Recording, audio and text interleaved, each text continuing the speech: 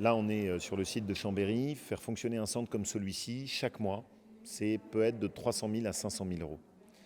Si on ne fait rien, nos collectivités vont se ruiner et elles n'auront plus la capacité d'ouvrir ces centres.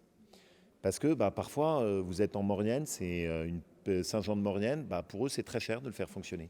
À Moutier, à Bourg-Saint-Maurice, en Haute-Savoie, sur l'Isère, c'est des coûts qui sont très lourds pour nos mairies.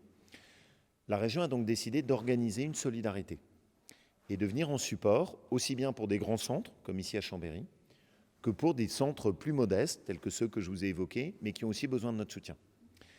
On a donc développé une enveloppe de 20 millions d'euros.